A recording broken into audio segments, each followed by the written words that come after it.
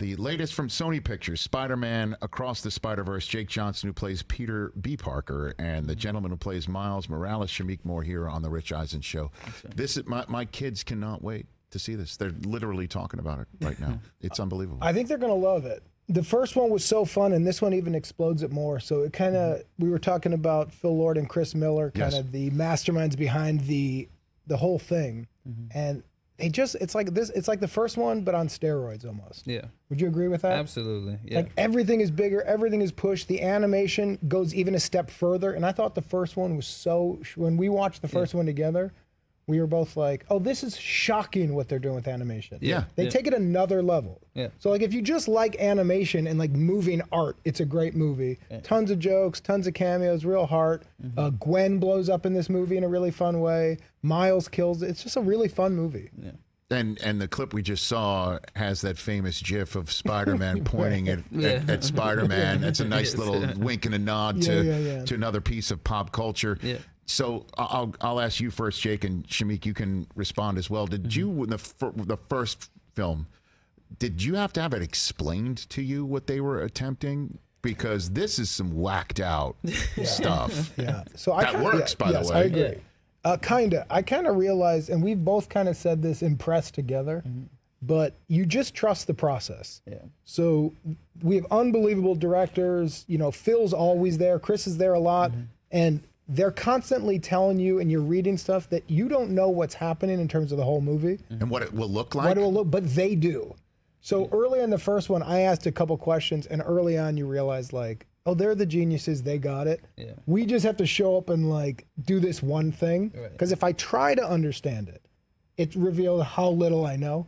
And when I try to pitch the whole thing, there's holes in my pitch. So you just go like, sit back and watch. They got it handled.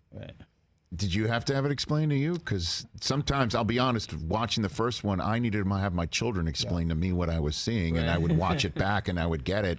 Because it is just a brilliant concept of what one would think is just a story that we've heard over and over again about Spider-Man, but not anymore. So, you know. Yeah, this was a project where we got to exercise trust. I think we do have amazing directors. While they had some concept art or some sketches, you know, early on, you know, I don't know that I was really trying to get their whole vision. I just wanted to do my best part, you know, do my part to my best ability, which was be Miles Morales. I knew those guys were going to do what they're setting out to do. And when I saw it, I was pleasantly surprised. You know? I'm not the one animating for hours and hours and hours out the year. I just, you know, do the voice and let the geniuses handle it, you know. But see, Jake is a comedian, you know what I'm saying? So he can pitch and whatnot. Me, I just follow directions. I'm like, this is what you want me to do? He's being bashful. He's a killer in there. You get to record together. Yes. And so it's open to improv, so creating moments. He's being humble because without him, we don't have Miles the way we have him. Listen, Jake is hilarious. You see? So when you say pitching, what do you mean by pitching? Like an idea? Like improv, like in the moment. Like Phil, you know, we'll be in there and Phil is very active in writing as we're recording. So he'll say like, open it up, try another trick, try like see what else you can come up with. Yes. So you're allowed to improvise in it. So he'll go like, you guys are being chased, then imagine this guy comes, now go. And so by pitching, you're just allowed to kind of throw lines in there, throw jokes in there, react in the moment. Right. And if the directors all like it, then they'll start heightening it. Yeah. Which is a blast to do. You can't believe you get to do that for a movie like this. Absolutely. And Shameik, you're kind of blessed that your voice matches a 13-year-old too? Yeah, I guess so. Lucky me. Did you just get it? Hold on a minute. Was that into character, or was that really your voice right there cracking? This is my voice, so, you know. Yeah, I guess it's the mood, the registers of your voice. You might wake up, it's a little deeper than middle of the day after, you know, expressing yourself wholeheartedly. You know, it's like, you know, a little frustrated. You express yourself louder. Now your voice is up a couple notches. So I don't know. I'm happy my voice can read his mouth, though. I'll take it. Well, and obviously you're also creating a character that's new. You, Jake, I mean, this is as legendary as a character as there is in comics, right? As Peter Parker.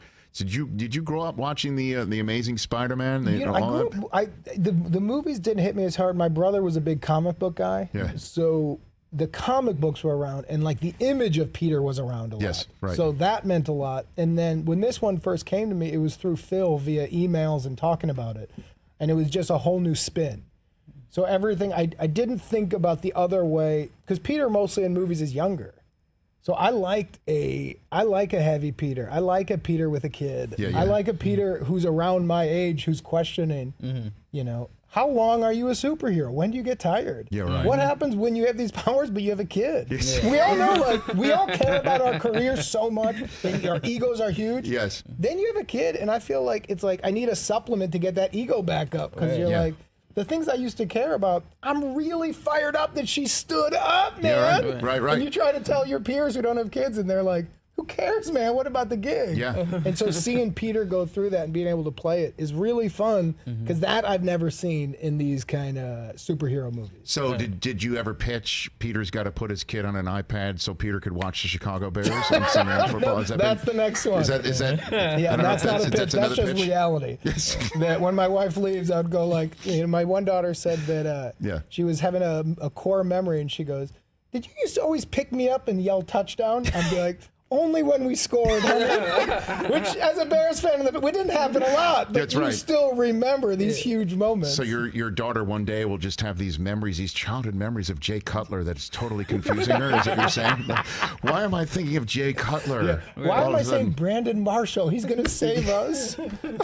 Catch the Rich Eisen Show every single day on the Roku channel, 12 to 3 Eastern, for free.